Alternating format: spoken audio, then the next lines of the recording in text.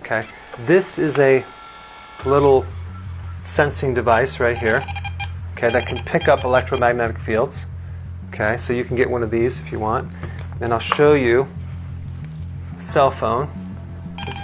You can see that it goes up pretty intensely when, right through here. So closer you are. Welcome back with another banger.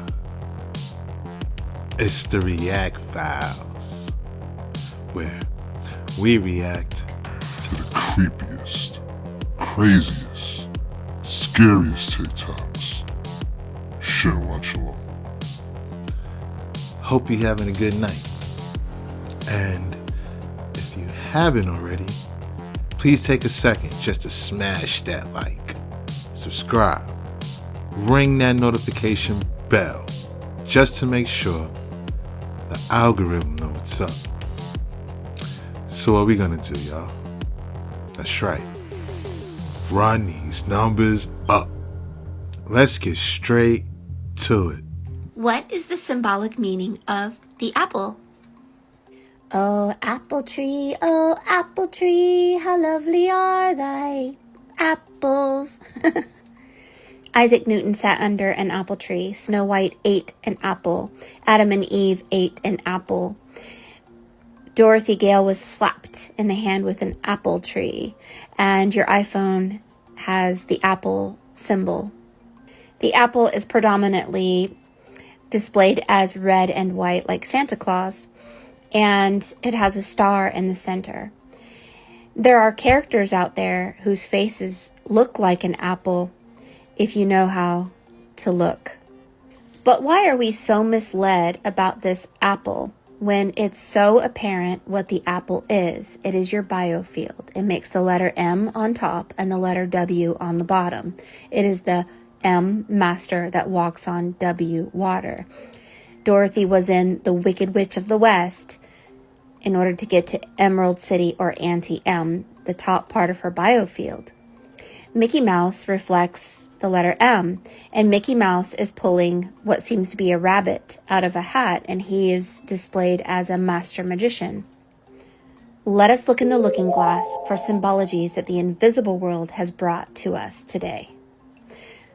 This is Vicky's piece, and this is a piece where a rabbit is pulling something out of a hat. What is the rabbit pulling out of a hat?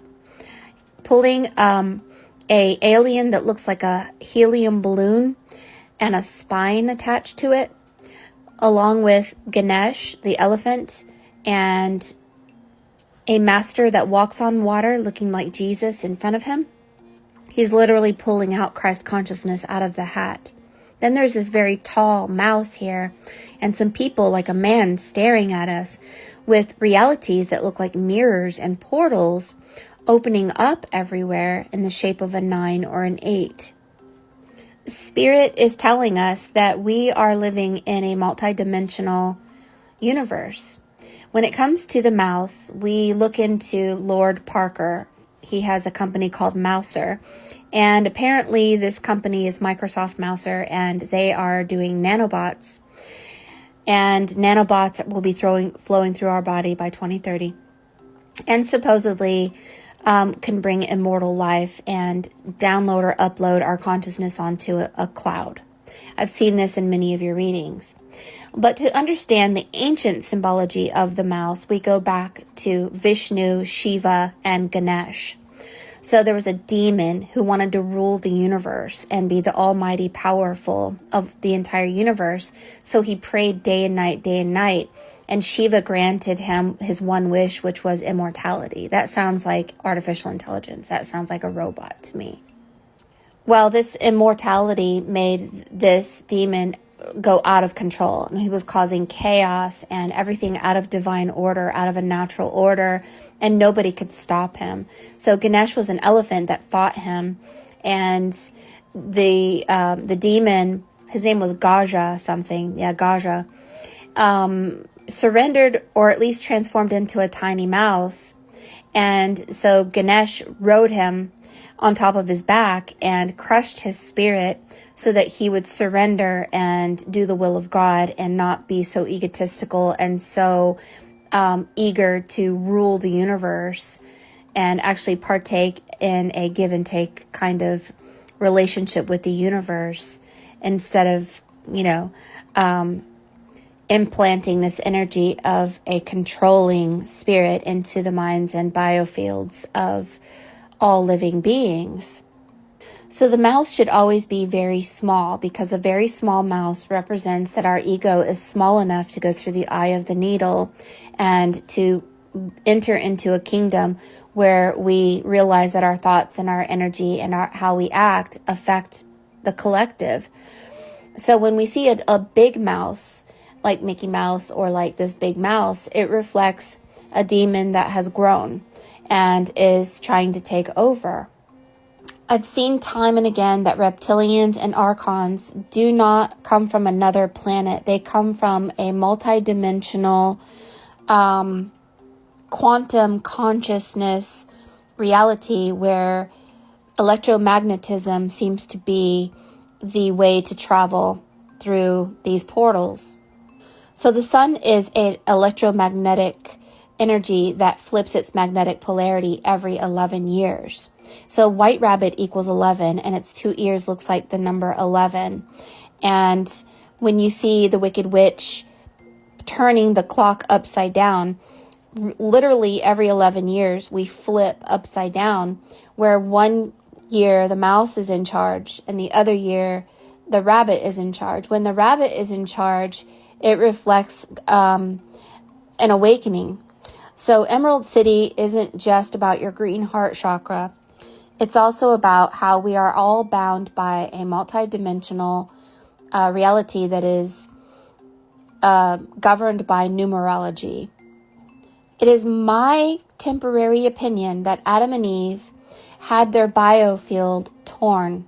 If you look at this video called Take On Me, where there is a mirror and they figured out how to go into parallel realities, there were people who have the number 13 on their helmets who chased them away. Because if you have the ability to see outside of this current reality, then you are not bound by the number 12. 12 hours, 12 months, 12 zodiac signs. You have become a master of 13. 13 is your fourth heart chakra, 3 plus 1. And it is emerald. And Emerald City is your ability to see the matrix, to see how numerology and electromagnetic energy actually is very important when it comes to the unseen world. So the purpose of the reptilians is to distract you and entangle your biofield with theirs. They use positive ions against you. Study negative ions. Your ethereal net is your biofield that can get torn to shreds during daily living and can become entangled in other people's bands of energy where you suffer other people's misgivings or deeds that were not yours to suffer. They were not your consequences, but we don't understand how our biofield works. So a bite out of your biofield is literally us losing Lucian energy to feed the archons. And they say that the archons feed off of our spirit and feed off of our energy. And we don't know it because we cannot see past a certain reality. Strengthening your electromagnetic energy and seeking first the kingdom of God and living in 0 point energy, maintaining the heart of a child, surrendering all ego and becoming as white as snow is the only escape. We must surrender self-importance and even low self-worth, because the Gospel of Philip says, if you are illuminated, the dark ones cannot see you or detain you. A hat that is upside down reflects an upside down world. And when you pull something magical out of a hat that is upside down, this is your ability to access realities, whether it is right side up or upside down, because you are a master that walks on water, which is your biofield, which is your Taurus field, which is your toroidal field, which is your apple. So if this demon has returned, Lord Voldemort has returned, pay no attention to it. Seek first the kingdom of God, listen to comedy, and strengthen your biofield. Go underwater, and sing joyful songs, write a happy story about a new earth, listen to happy music, and ignore all the negativity and all the distractions. Get into the study of numerology, sacred geometry. Behind every pleasure and every pain is a sacred geometrical shape. What shapes are you thinking about? Yeah, that totally... I ain't gonna lie, it was a slow build. I was like, it's kind of boring. That's why you just gotta be patient sometimes. Like sitting in class, then you hear that one thing the teacher say, like, whoa, whoa, whoa, whoa, whoa. That's exactly what she did. The 13, right? It's crazy. 12-hour days, 12 months, 12 zodiac signs. Like, you know, I can see that picture. Not saying she's totally right, but she makes a great argument. And I'm looking to investigate more on negative ions. See what that's all about. Electromagnetic fields. It's interesting to me.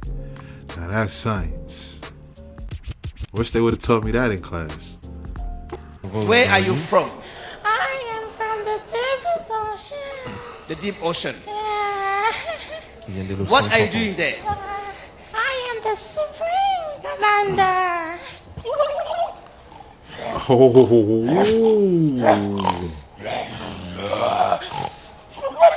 How many of you are in this body? How many of you? Many of us. The great king. The big giant man. I am a bird. I am a fish. Come on. What have you done to his career? Anything I want, I get.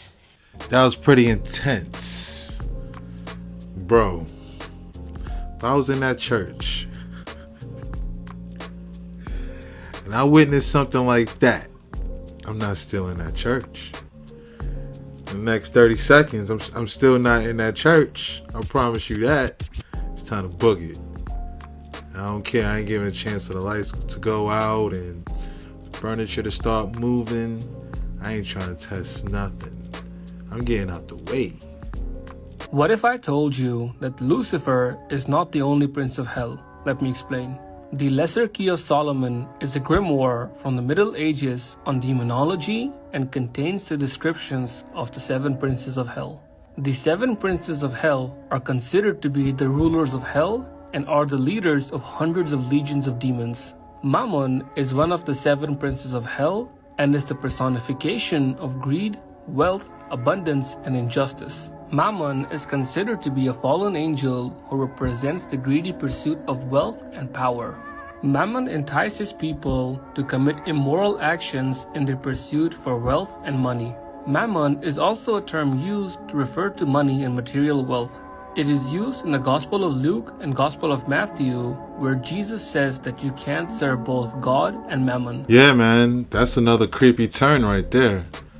I mean, that's talking about going into the depths. Like, boy, could you imagine that? Gotta look more into that now. Did you all know that there is a Hawaiian Illuminati card?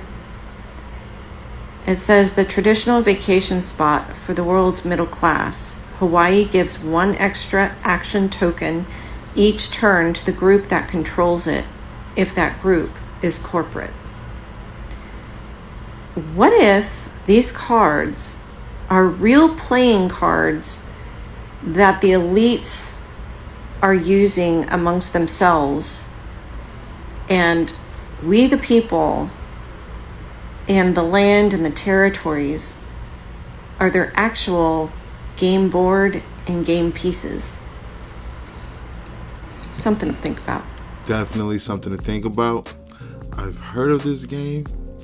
I did not know that this card was in the deck. So this is new to me. Let's see what more we can find. So there's a card game called the Illuminati card game, right? And the Illuminati card game comes from this thing that the guy who ran either Penthouse forums or Playboy.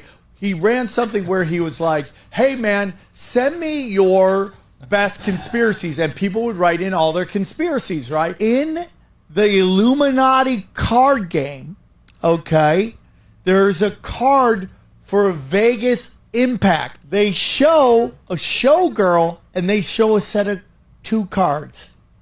Do you know who was singing on stage during the Vegas shooting? Mm-hmm. Do you know what tattoo Jason Aldean has? Jack of Spades and Ace of Spades. Yeah. Now, as we pretend that we're on our way to the neighborhood. Thank you! Now that's a coincidence right there. Mind you, this set of cards was made back in 1995. So the odds of that happening is rare.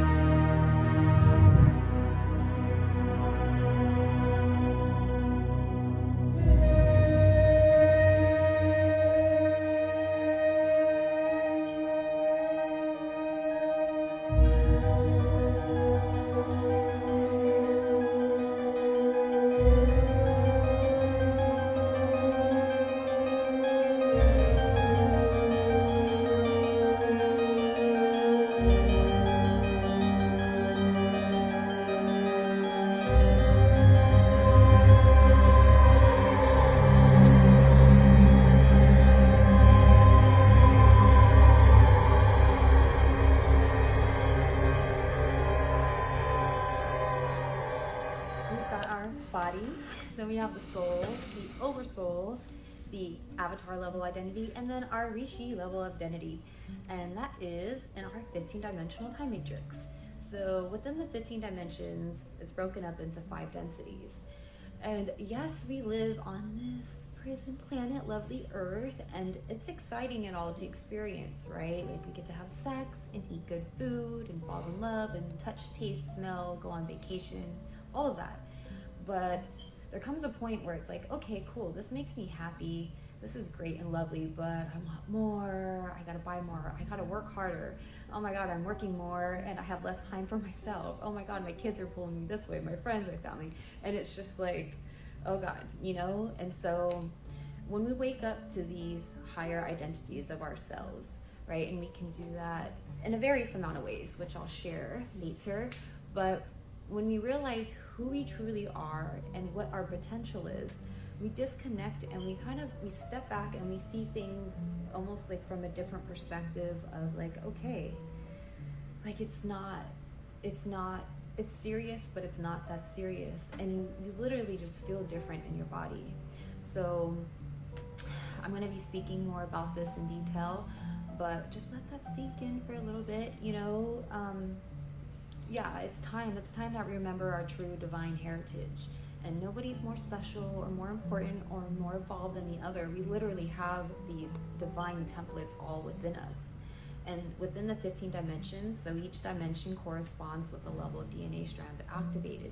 So, you know, many of us have the 3 DNA strands activated, so we're perceiving life through a 3D lens, right? We only will believe or take what we can see, touch, taste, right? We accept that as truth. And then some of us have the 4th, 5th, or the 6th strand activated. And that's where we are maybe more rebellious and resistant to authority because we're seeing things from a different lens and we're not necessarily accepting what's being brought and put in front of us as the truth. We are sensing that there's something more. And so yeah, it's time that we activate our higher selves and bring that into wholeness. You know, the whole point of being here on earth is to experience it, yes, and then after that is to ascend and get the F out of here if you so choose. And there are ways to do that, whether you drop the body, right, and you take your consciousness elsewhere, or you basically walk through a stargate, which I want to do, to dematerialize, right, to take my particles, my antiparticles, oh god, low battery, to fuse them and then bring them to the next octave so I can turn into light and basically just travel. So we have the 5 densities, as I had mentioned, right? Density 1, we have Earth. At density 2, we have Tara. Alcantara is my last name. Density 3, we have Gaia. And on density 4, we have Aramatena. So it's really exciting. I'm really excited to bring back this knowledge. But if you find yourself just like, fuck, like I'm tired, you know, like I'm tired, I work, I pay bills, I need something more. Like there has to be more to this life. And there is. So Shout out to Activate Divine DNA, for sure. I find it interesting that one of those dimensions is the Avatar. I wonder if the movie was kind of based on this sense of thought. Interesting.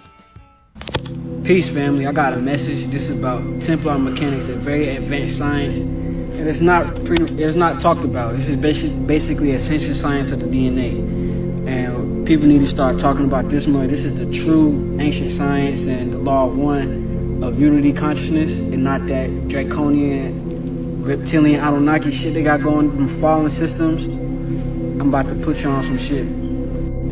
So first I'm gonna explain this Templar mechanics right here. This is like the layers of vibrations and frequencies that proceed through the primordial universe. You know what I'm saying? There's 5 universes or 5 densities. Okay, and each density is divided by 3 dimensions. So in all, you know that's 15 dimensions.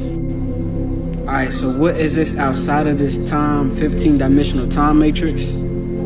It are the three primal sound fields. So eternal collective consciousness, which you call God, projected itself into the 3 primal sound fields, also anciently called the Kundalini of the energy matrix. These are real ancient names right here. And I have to add that each level of the time matrices are beings and entities in each time matrix with their own characteristics, own personality, and own type of biology, own type of physical frequency modulations, all different kinds of things. But all these beings are a cosmic family, all of them. You might call them extraterrestrials, but they even got more advanced beings, metaterrestrials and ultra-terrestrials, shit you ain't even heard of before, that exist outside of this dimensional time matrix. So the actual correct name for the source god is Unisai. Remember that word, Unisai. You can research this if you want. Put it in Google and do some research. So the Unisai projected its consciousness to create the first 15, 14, and 13 dimensions. We started from up here. It's lies when they talking about we started from apes and shit. No, everything started from up at the top and condensed down to physical form. But anyways, the first 3 levels are the Akkadic level, and the beings there are called the Grande Yanas, also called the Emerald Order Yanas or the Blue Flame Yanas. And Yanas just stands for Ascended Master, or what you call God. You know what I'm saying? As Unisai and Yanas. It's, you know what I'm saying? Same interpretations. But yeah, I'm running out of time, so in the next video, I'm gonna do the next video on this second primal sound field and go way more into deep about it, because now I'm getting the hang of this shit. So I got y'all. Peace, guys and goddesses. Sounds like he's just awakening on his spiritual journey. He's getting the hang of it just like me, just like you. Together we're the collective. I just find it ironic when I hear, you know, the Emerald Order or this and that. It just takes me to Sonic, like literally, like Emerald City or whatever it was, and it's like how it all ties in with it's like how pop culture has become our lore in a sense. It can't go anywhere. It can't raise its frequency high enough to get out. And it just kind of floats around in there. And that's like this very chaotic space when you wake up in the morning. There's like, you try to remember dreams and they're all fragmented into pieces. Part of what you remember is coming from here. The other part's coming from here. There's a bunch of blank spots as far as frequencies missing in between. And this is why we have the dream issues. There's some writings in the books, I forget which pages it's on, but it goes into a bit of the dream distortions that we have and what's normal and what's not normal for dreaming. And most dreaming isn't normal. Mostly it's supposed to be conscious, where you just move your consciousness and project, not dream. So that's part of the astral body thing. When you have normal astral body function, you're connected through the tube. And you don't have to go in and out through the crown chakra. When you're actually, there's a little trick, and most people don't know this, is most people that's had any astral experience have experience going out the crown chakra. What this means is you are going into a projection into this formation. Because if you're going into regular astral body, you actually get up out of your body from this point. You don't have to push out this way. And it's very different. If you start astral, where you really start to feel the body, okay, there's my astral body, I feel it, or at least my mental body level of it, right? It's very common, and most people who teach astral projection have been taught, by guess who, to have people project out the top of their head. Guess why? Look where it'll take you, right into there, right into the shadow body pattern, which then will project you over into the phantom. So that part of you goes over there, and it leaves the other part of you, because it can't take all the frequency, it severs the other part temporarily and leaves it stuck over here. If this happens during the death experience, part of the body gets assimilated by the Wisadek. It drags it right through phantom into the Wisadek. The other part gets stuck in the D3 mental plane here as a ghost. That's where ghosts come from. They're the ones that got stuck, where part of their shadow body went off and they can't, off into Wisadek, and they don't have enough frequency left to get themselves out of the D3 pattern. They can't hold a three-dimensional form anymore. What's the best help for people who have had that experience is they need a host matrix, which means they need people with flame bodies activated that can literally send a path of frequency for them to follow that will give them the frequency bridge that would fill in what they don't have for the astral body so they could get back up into their soul bodies and out of here. Right. So there's a lot. The final separation of the timelines takes place, which means that's when the matter base that can't hold the higher frequency goes into the phantom time matrix probability, and where the bridge zone we completely separate from that, and then from there the ascension cycle, when it goes all the way up to Tara, would happen. This is, when I read this part to you, it's what we would be experiencing if we were not able to create a buffer zone. So the buffer zone is the solution to this. And the buffer zone depends on the indigos waking up. Because the indigos need to be able to run enough frequency to get those anchoring rods put in, the bivecta and trivecta anchoring rods through the round tables. If that happens, this stuff is still going to take place, but we won't see it in the hologram because we'll be in like a little bubble of frequency. The planet will be. That will be the buffer zone. So the transitions will be going on around us, and the most we would see is certain things might disappear on the third day of particle conversion, and some people might disappear. They're the ones that went into a different timeline. But the majority of people would be sustained by the frequencies that are in the buffer zone from the Miyaj zone time cycle. Now, 3 days of darkness and the sound. Upon the initiation of the first wave of transmutation, 3 days of cold darkness begin on Earth. Through the transmutation process, the natural density 1, the 789 frequency subharmonics of the planetary Merkaba, magnetosphere, ionosphere, exosphere, and magnetic fields convert directly to density 2 electrical pulse, as the density 1 telluric shield, Earth's template, begins fusion with the density 2 duratic shield, Terra's template of Terra. The photonic hydrogen-based elements that make up the transmuted outer atmosphere of density 1 Earth represent superluminal density 2 photons, transharmonic photons, and subparticle units that move faster than the speed of density 1 light, and thus appear as the absence of light in density 1. Stationed in density 1, the fusion of the Earth-Tara shield is perceived as density 1 light disappearing, as Earth's atmosphere reaches a superluminal state and is transmuted into density 3 sound, density 2 light. And it says, note, density 1 light spectrum is the density 2 sound spectrum, density 2 light spectrum is the density 3 sound spectrum, etc. As the light disappears, the sound comes. The greatest quantity of sound wave spectra in the sound we speak of is primarily inaudible to the external human ear.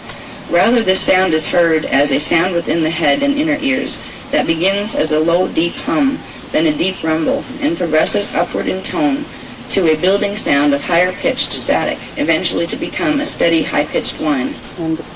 Biology, density 2 light, density 3 sound, DNA, celestaline, and atomic transmutation. It is the sound waves of density 3, density 2 light, emerging into density 1 Earth's atmosphere and matter base that cause the matter forms and biologies that cannot hold the faster oscillating shorter wavelength frequencies to implode. Holding interdimensional sound frequencies requires that a form have in its blueprint template the corresponding dimensional sequences of scalar wave units or fire letters. Human DNA, and that of numerous other Earth life forms, has the capacity to hold interdimensional sound waves, and thus such life forms can survive the 3-day particle conversion period of a stellar activation cycle, if the DNA is functioning properly. Some real interesting stuff. What I got from that was it has a lot to do with sound and light. Right? Both which moves very fast. But that's all I got. When we're born, it is always by choice. The parents choose to be parents, and the person incarnating has the choice as to what set of available parents they will come to. Because the person who is going to be the incarnating soul has a certain itinerary, its reason for incarnating, and it will need certain qualities in the DNA template in order to fulfill whatever the particular choice of the mission is. So the parents will be chosen by the child. That means when you were children, before you came into your bodies, you chose your parents. Some of us have had horrendous parents. You think, why in God's name did I ever choose that? What am I, a masochist? You know? There are a lot of reasons why we sometimes choose people as our biological parents, or even our surrogate parents, if our biological ones aren't available, that treat us in ways that we really wish they didn't, that have left us things to heal and clear, that have taken many, many years and we're probably still doing and probably will be doing for the next couple of lifetimes. There are lessons to be learned in situations like this. Many times it's a karmic resolution where you had other relationships to each other in different time vectors that are going on now. So in this time vector, you came to fix a part of that if it was going bad. But it's not always karmic. Sometimes it's as simple as DNA. It's as simple as, particularly with indigo children, some of the indigo children have the worst experiences in their parent experiences because they have to have very specific codes in the DNA to be able to come in with the 6th strand activated at birth, which is to allow them in adulthood to be able to open up their body templates and run the highest frequencies in this time matrix down into the planetary grids so they can be part of the team that's going to run the stargates. So when it comes to, well, there's 5 sets of parents available that when you combine them have the right frequencies to give me the template I need, and out of the 5, I can only stand one of those 10 people. You know, I mean, it's not that you don't love them, because from those spaces you don't judge people and get into isms quite as much with them. But there's still preferences where people that you have a lot of incarnational experiences with in other vectors, you might feel a warm fuzziness for, and oh yeah, I want you to be my mom. You know? But if that combination does not suit best what your purpose is for incarnating, you may choose the one who, you may be a loving person at this point, but they haven't evolved past the point where they're still learning their lessons. So you actually come in, you get from them the gift of a DNA template that you needed, and you give to them a gift of certain experiences that will, in their own way, and often through your suffering, that you will learn to heal and transmute later because you have the capacity to do it. You have given back a gift of taking part of their chaotic energies from their DNA and taking it into your own consciousness where it becomes your job to transmute it. There's the old saying of the sins of the father being passed on to the children, the sins of the parents. We get part of our DNA code, our chemical DNA, from the mother and part from the father. That means if we have those chemicals there, we've received an imprint of their templates, their manifestation templates, their DNA templates, which means part of their scalar wave patterns became ours, became linked with our consciousness. That becomes the first imprint of our 3-dimensional personality and our identity, that our first part of growth is learning to clear and harmonize the energy patterns we picked up through fetal integration. And when we do that, and as we do that, we're able to bring in our higher levels of consciousness and activate the higher strands. So there's a whole process of manifestation. Yes, at the end it's manifestation. The fetal transportation, indigo children. Lots of questions and lots of research, right? It's really things I never heard of in my life. Like, yo, what is this? Right? I have no clue, not an expert in any of this stuff. I'm learning just like you guys are. I find it very interesting. Hello there, TikTok. Round 2. I just did a video and they completely took away my sound. So I did a whole video and nothing was being heard. Weird, right? That's when you know you're supposed to be doing this. So I'm doing another video of scalar waves, quantum healing, quantum frequency, EMF reducers. I'm starting to make these. Get at me if you want some. Look into the engineering on how these are made. Do your own research. Spread the word. Use copper blankets and EMF reducers around you. It's not just blue, okay? So also I need you to pay attention to the cars. The cars and the phones, the newer technology now, they're also amplifying these frequency waves at you, to you, especially if you're a target. So pay attention to that. These cars are very, very, very smart. You need to get you an older car, preferably low miles, that's not all computerized. Mind you, world takes a shit, they're easier to fix as well. You can do it with your own mind. Okay, look into some of the older phones. The newer phones are starting to work against you and copying everything and every move. Yeah, this is still going to happen as long as you're on 5G. But as far as how much the frequencies can push, look into some of those older flip phones and whatnot. We need to go backwards to go forward sometimes. Nobody's really talking about this, okay? Really dive into this. So I've been actually risking my life to give you guys a bunch of this information out there, but somebody has to, okay? It's not for me to gatekeep. Look into frequency machines. I'm looking into biofeedback machines. I'm owning some scalar wave frequency sound wave technology. You can get Tesla guns yourself that look like they can just push out a bunch of waves, electric devices. They almost look like a stun gun, but on the outside. All this information, all this stuff that Tesla has that he made a long time ago, he wasn't this good inventor always either. He made a lot of weapons and stuff too that they are now using against us. So how do we be mindful and fight back? Because the human race is at risk, you guys. And if you've already fallen off, or if you don't understand, or if you're not in the same wavelength as me, praying is helpful, but this is a technical war that we're in right now. So you need technical devices that are going to help you. Okay. Crystals help. Okay. Crystals help. Be mindful. Help the humans survive. Help our DNA code. Help our gene code. Help the frequencies that are being pushed towards our ovaries. Okay. Through worms and parasites and all these other things. They don't want us reproducing. It's a different type of spiritual war. Okay. Be mindful. Spread the word. DM me. I'm not going to TikTok this shop. I am going to keep making it for all of us to be reachable. Thank you. Yo, shout outs to her courage. Yo, it sounds like some crazy nutcase stuff. But I didn't know Tesla was into making arsenals. It sounds like some real Star Wars shit. You know? Like the type of weaponry. And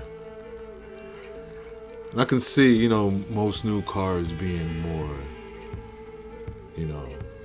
being able to be hacked, so to speak. And how that may affect our biofields. Interesting. Like, yeah. This is a lot. Trying to get to the root of it. Like, where did this all start? Right? But yeah, I gotta look more into that myself. See if they got like Star Wars gadgets out there on the market somewhere. So you want to know more about Tesla and the earthquake? Well, that's good. That's real good. Alright, listen to this. Nikola Tesla's earthquake machine. Oh my days. In 1896, Tesla was working on oscillators to be used for energy transfer. The idea was to create an oscillator able to create various frequencies. In 1897, the device was ready, and in 1898, he supposedly managed to oscillate his laboratory at 48 Houston Street, New York, enough that it alarmed the neighbors and they called the police. Tesla's electromechanical oscillator is a steam-powered electric generator. This is a blueprint of that same device. And this is the mechanical oscillator designed by Nikola Tesla, which is being held in the Nikola Tesla Museum in Belgrade. So let's think about it. If they had that type of technology then, imagine what they're capable of doing now. All of Nikola Tesla's ideas were stolen. That means somebody else is using them. This was the real crucifixion of Christ. All right? These are axiotonal lines in our body. Now, with that shield mutation that we just saw, it creates very specific blockages of energy lines in the body. It crucified the inner Christ, is what it did, the inner Christ grid. It crucified our ability to run D12 Maharata Christos to activate our flame bodies and our silver sanctum. So the real crucifixion story was about this. And the funny thing is, even historically, the man called Jeshua, the man who was Jesus Christ, did not die on the cross. He was not killed, he ascended. And they didn't tell anybody that because they wanted to build a martyr that people could follow and then think it was okay that they got martyred too. This was what the real crucifixion was about.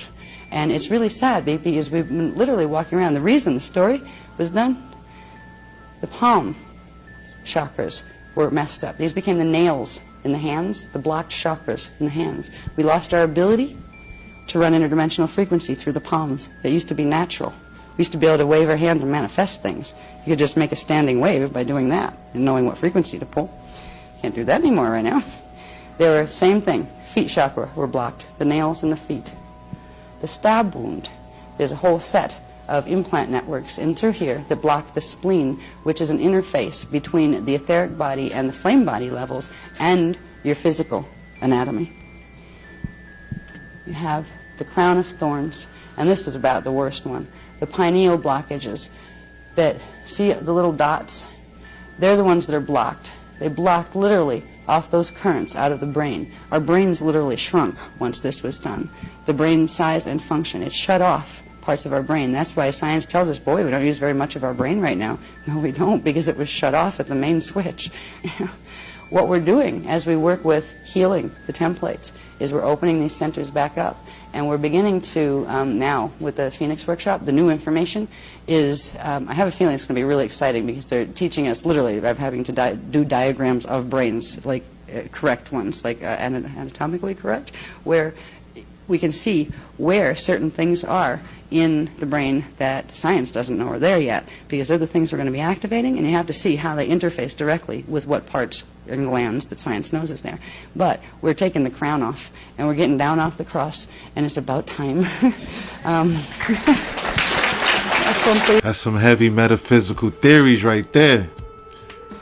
It's a lot to digest, right? Hey, everything is at face value at the end of the day, you know? It's what resonates that matters most. Me, I just find it very interesting. Very, very interesting. Styles. They call them the Michael Mary because it has to do with the Archangel Michael and the Mother Mary. They call it the unification. These groups are groups, all right? The Mother Mary was actually affiliated with the Palladian groups of Anunnaki. The Archangel Michael and Palladian Nibiruan, primarily Palladian, but they kind of got involved with the Thoth group. The name's Isis, or another way to say Mother Mary. All right, these are all involved with the ones who were in Phantom. They made deals with the Wisadek Anunnaki races that were in the Wisadek matrix. So the Michael Mary union, Archangel Michael, was the code name for the family of Wisadek Nephilim Anunnaki from the Wisadek matrix. So there was another name for the Palladian Nibiruan Anunnaki were the Luciferians. These are family names. We actually have some of the family trees on them to show where those name combinations come from. Where you have the Satane family of Anunnaki, who are actually part Draconian and didn't like the Luciferian groups. Right? So all this stuff that's been woven into our books, it's all about families. And that's a wrap. I hope you enjoyed tonight's rabbit hole. And if you haven't already, please take a second just to smash that like, subscribe, ring that notification bell just to make sure the algorithm knows what's up. So what we gonna do, y'all? That's right. Run these numbers up. Thanks again. Until next time.